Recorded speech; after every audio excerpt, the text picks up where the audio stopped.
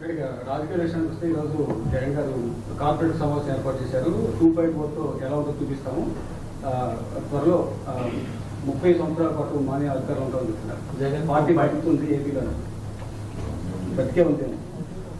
ప్రజలు ఇంకా 1.0 నుంచే కోలుకోలేకపోతున్నారు స్వామి. ఎంతమంది దళితులు చంపారండి, ఎంతమంది బడుగు బలహీన వర్గాలు చంపారు, ఎంతమంది మైనారిటీ సోదరులు చంపారు గత ప్రభుత్వంలో. ఇక్కడున్న నాయకులందరిపైన కేసులు పెట్టారు. ప్రజలకి స్వేచ్ఛ ఎక్కడుండేది గత ప్రభుత్వంలో. మేము బయటికి రావాలనుకుంటే మా గేట్లకే తాడు కట్టారు కదా అన్నాడు. నా పైన 23 కేసులు పెట్టారు, అటెంప్ట్ మర్డర్ కేసు పెట్టారు, ఎస్టీసీ కేసు పెట్టారు. శాశ్వత భూ హక్కు చట్టం అని తీసుకొచ్చి ప్రజల భూముల్ని కాజేయడానికి ప్రయత్నించారు. ప్రజలు మర్చిపోయారనుకుంటున్నారా? ఆయన ఎవరు మర్చిపోలేదు. ఎన్నికల ముందర కూడా నా ఇంటర్వ్యూ ఎవరు పీకలేరన్నారు. ఏమైంది? ప్రజలు ఎవరు ఎన్ని ఇంటర్వ్యూలు పీకారు చెప్పండి. No, I am following the due process of the law. If I don't follow the due process of the law, tomorrow you will question me saying that this is vindictive politics. Madam is here. Immediately what you will say, you are vindictive in nature. I have to follow the due process of the law.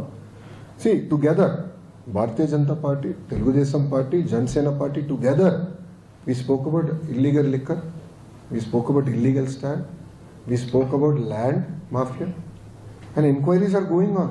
Liquor inquiries are going on.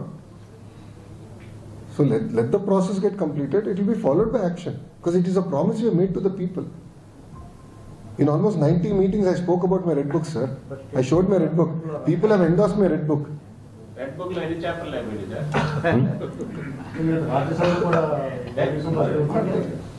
ఏంటండి?